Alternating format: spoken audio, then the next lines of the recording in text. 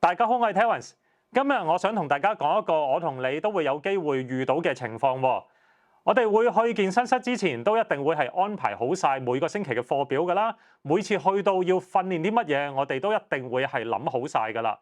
但係你有冇試過，我哋諗好晒嘅動作、諗好晒嘅器械要訓練嘅部分，去到往往都係未必完全可以執行到嘅呢？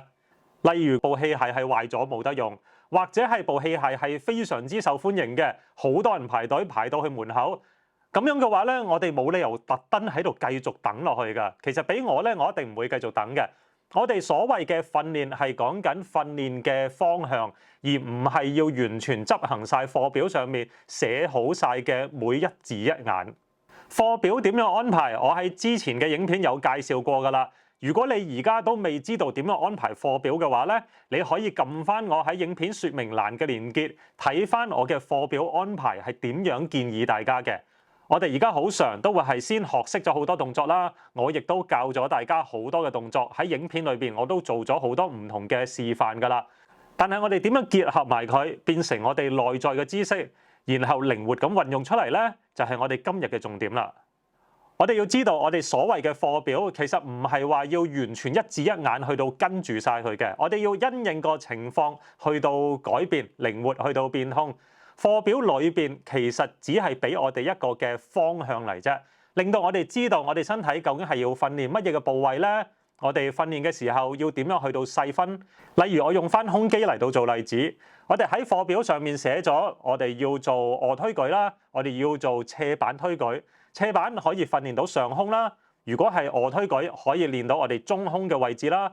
我哋仲會可能係加入埋我哋嘅仰臥飛鳥，我哋想個胸肌嘅外同埋內嘅發展都更加好。咁我哋一般都會係咁樣寫晒落去噶嘛。咁但係去到如果冇咁點算啊？呢個時候我哋就要變化啦。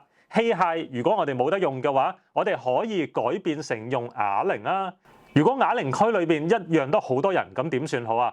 我哋可以去做 K 步啊，即係我哋嘅降索訓練。如果連降索訓練都俾人用埋嘅話，我哋可以做一個動作叫 tricep dip， 係供上雙臂屈伸呢個動作，咁亦都可以訓練到我哋胸肌嘅。其實方法係有好多㗎，我哋唔係要完全執行我哋嘅課表，只要執行到我哋嘅方向，其實就已經可以㗎啦。不過我亦都曾經有試過有朋友問我，我有啲動作唔熟悉喎，或者係我唔知道喎，我唔知道可以咁樣去到取代喎。嗱，所以咧，我哋喺學習嘅時候，我哋必須要令到自己咧有個嘅彈性喺度。我哋有一啲咧叫做係主要訓練嘅動作，即係一個嘅 core 嘅訓練嘅核心，我哋係會做呢啲嘅動作嘅。但係萬一呢啲嘅動作我哋冇辦法喺嗰日執行到嘅話，例如太多人啦，我頭先講，咁點算咧？我哋就要即刻去到諗一啲叫做替代嘅訓練方法啦。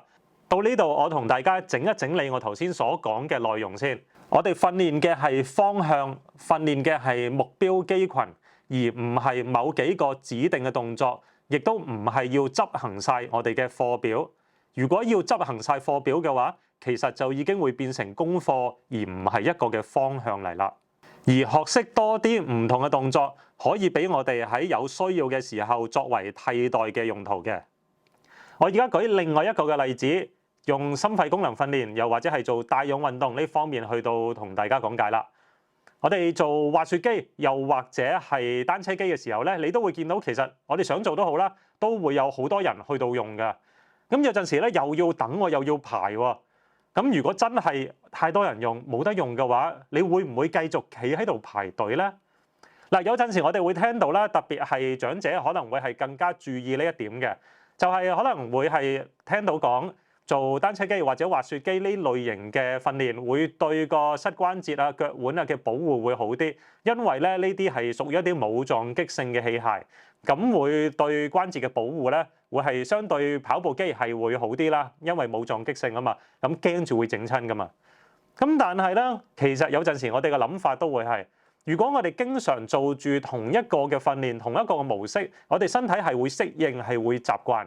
習慣咗嘅話，其實嗰個嘅運動嘅得益其實會係越嚟越少嘅。其二，其實撞擊性運動咧都唔係話完全咁差。嗱，因為咧我哋嘅骨骼咧，如果我哋要成長，我哋要令到骨質密度係提升，去到一個咧合理正常嘅水平嘅話，其實係需要某程度上嘅壓力同埋撞擊，先至會對佢嘅成長有幫助嘅。嗱，所謂嘅撞擊唔係叫你冚佢嗰啲嘅撞擊啊，而係講緊我哋例如我哋腳提起咗，踏落地下呢一刻，其實都係一個嘅撞擊嚟嘅。咁只不過我哋着咗鞋，我哋有緩衝，所以將嗰啲嘅撞擊係減輕咗，但係都仍然存在喺度嘅呢個撞擊性。咁而壓力咧，當用力嘅時候，其實都會對我哋嘅骨頭造成壓力。呢啲合適合理嘅壓力咧，係可以令到骨質密度提升嘅重要元素之一嚟嘅。其實偶然，特別係長者，我哋偶然去做下跑步機。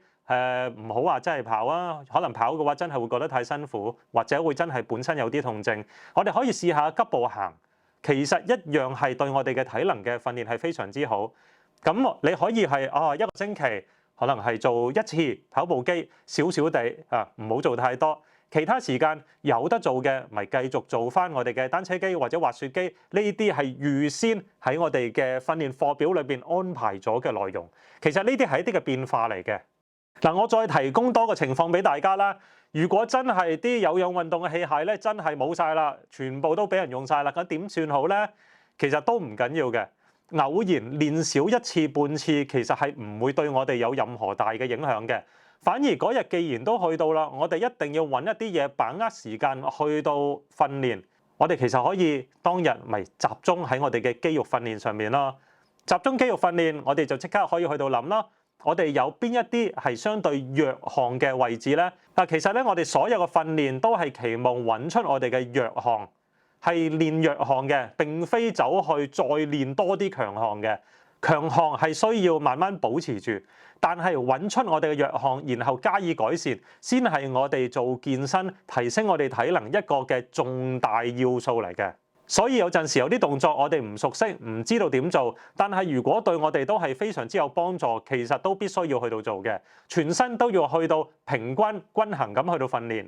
咁有啲乜嘢主要嘅部位我哋係需要訓練呢？我喺呢度同大家總結一下，主要嘅大肌群有胸肌群、背肌群同埋大腿肌群，呢啲每個嘅部位都係需要加入到我哋嘅課表入邊嘅。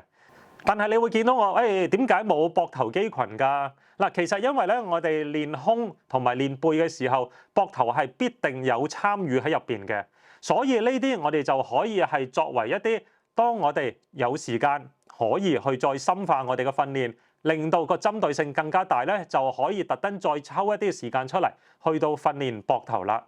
而除咗胸、背、腳呢啲大肌群之外，其他嘅細肌群，我哋其實都要去到均衡發展嘅。咁一般我哋有啲乜嘢細肌群我哋需要練咧？就係我哋嘅手臂。手臂分咗有我哋嘅二頭肌啦，同埋三頭肌，即係老鼠仔同埋拜拜肉呢啲嘅位置。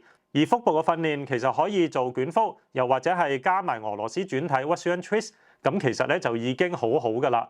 咁當然啦，動作有好多，咁但係主要核心嘅動作咧，我都會係用呢啲嘅動作去到訓練。另外你其實都可以加埋平板支撐。嗱，但係咧，你做平板支撐嗰陣時咧，有少少嘢我喺呢度想提嘅。做平板支撐嘅訓練，你要諗清楚自己嘅目的係為咗啲乜嘢先。好似我剛才所講，你訓練嘅係一個嘅大方向，訓練你嘅目的，令到你嘅目的達到，而唔係要完成咗嗰件事。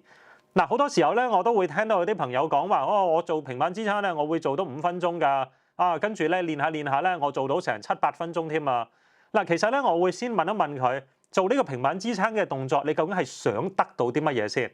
嗱，做運動咧，如果我哋以係提升我哋生活嘅質素啦，令到我哋體能提升嘅話，我哋就係要做嗰件事，令到我哋喺生活上邊，我哋會係用得着㗎嘛。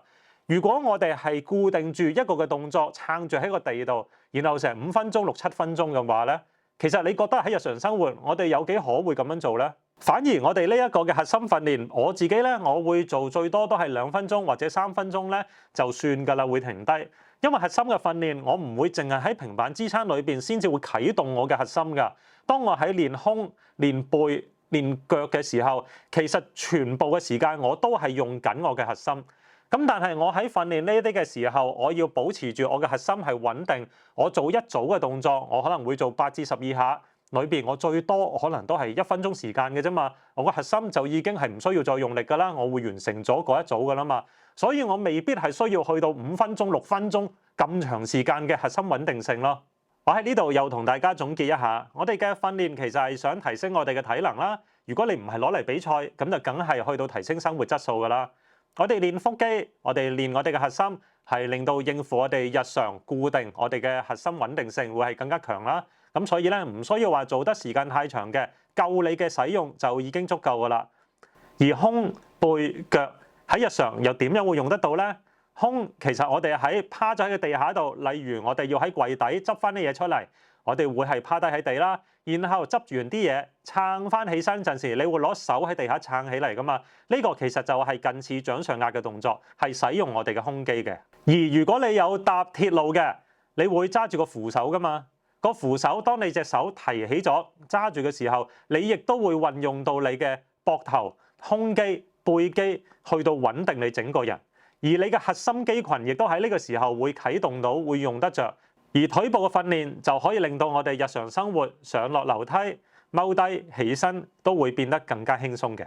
頭先同大家講咗好多，我哋嘅課表唔係要完全執行到嘅，我哋一定要有我哋嘅應變方案，同埋我哋有一定嘅動作係袋咗喺自己個袋度，隨時都可以攞出嚟用。A 用唔到就做 B 咯，B 做唔到就做 C， 我哋必須要有呢一個嘅思維嘅。大家有冇試過原本安排好咗嘅動作，去到健身室係做唔到嘅咧？歡迎大家咧喺下邊留言度講下你所講嘅動作咧，我會有機會拍出一啲嘅替代動作，令到你去到健身室，就算冇嗰個器械，都可以仍然訓練得到嘅。好啦，咁我哋今日嘅影片到呢度先，我哋下次翻到嚟再見，拜拜。